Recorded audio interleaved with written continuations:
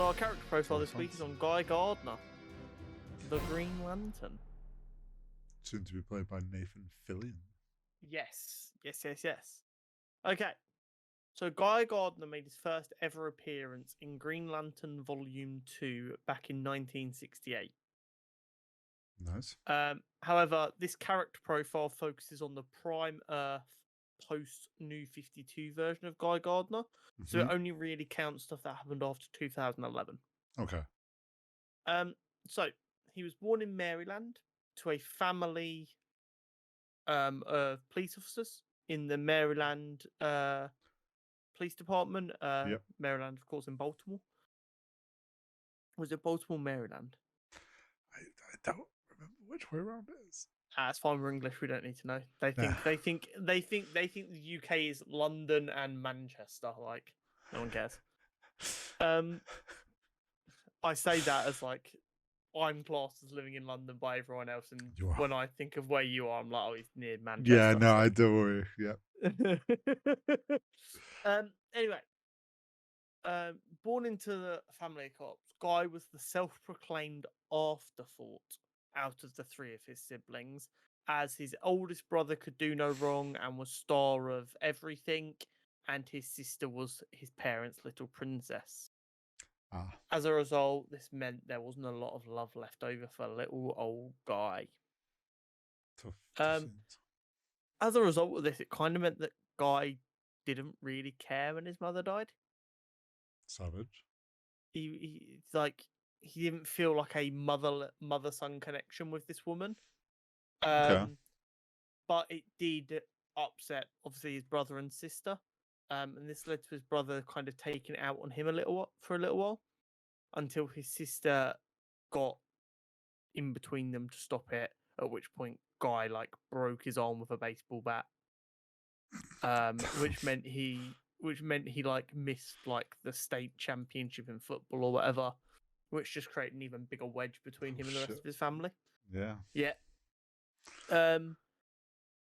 His father, who was obviously a police officer, then got discharged after getting shot from the service. And this led to him becoming a bit of an alcoholic who would just sit around all day listening to his old police scanner so that he knew what was going on.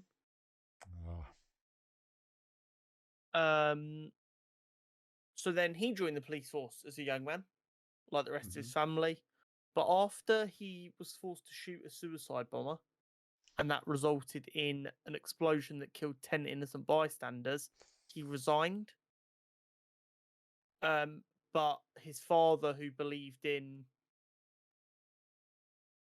being a police officer and sticking by it no matter how difficult it gets, didn't agree with this, which just made it more difficult. Yeah.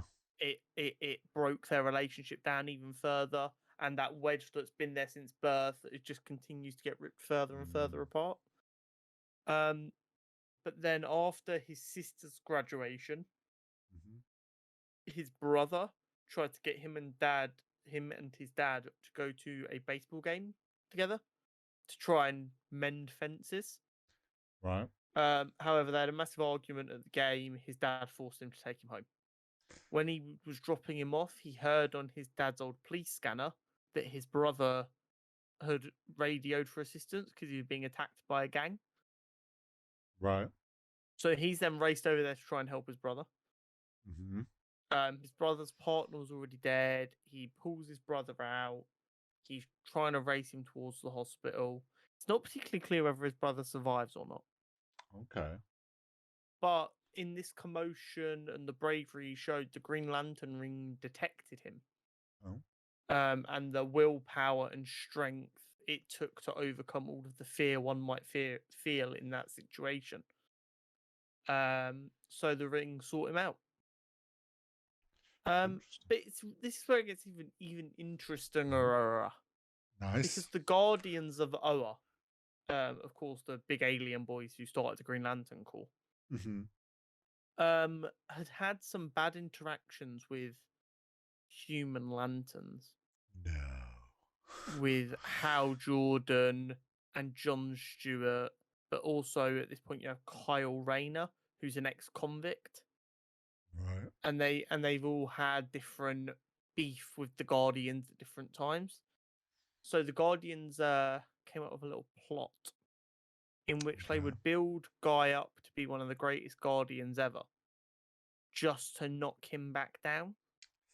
So they could try and use that to stop allowing humans be selected by the Green Lantern rings. Why do I feel like this Um, didn't play out as they were hoped?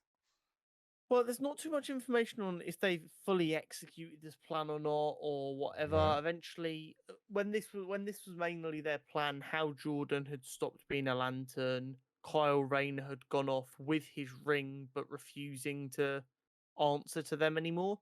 Right. And John Stewart had been arrested for allegedly killing another Lantern. Oh. But all of them resolved themselves, so I think this left them just leaving Guy alone. Okay. But when Hal came back, he did send Guy on an undercover mission into the Red Lantern Corps. The Red Okay. Lantern Corps are hate they're fueled by and rage. Because they were concerned about the leader of the Red Lantern Corps, Atrocitus. Okay. And Guy ended up becoming their leader through battle because of how much unbridled rage hides within him. He was like mega powerful with a Red Lantern ring. Oh shit. Okay. Yeah. So Guy Gardner is an interesting character. When I think of Guy Gardner, I think more like the mid 2000s, like think it was Justice League Unlimited, where you see him Right. with like the red bowl cut, and he's just an angry little man who no one likes. I'm sure there's more depth to the character that I haven't explored, but every time I've seen him, that's like the main way he comes across. So it'd be interesting to see how he gets used in Superman Legacy. Superman Legacy. Yeah. But I guess the way it's been described to us is that we're dealing with someone who's been Superman for a little while. He's got his Clark Kent life and his Superman life, and these are the other people in them lives with Jimmy and Lois, and then you've got Mr. Terrific and Guy. Doesn't mean he has to get on very well with all of them. So he might have to work with Guy because Guy's the defender of the sector of space that Earth is in. But that doesn't mean that Superman has to like him. You don't have to like your co-workers. It doesn't necessarily mean that. We do this together every week and we hate each other. Yeah, what you don't see off screen, people, is that we just instantly end call and don't speak to each other for another 7 days. I call him Hori because I don't actually know his first name.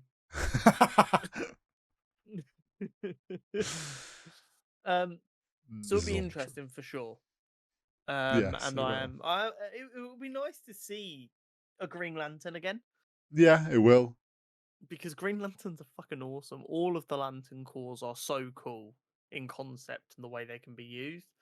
The general public got a really bad taste up front, and it kind of soured it for a long time.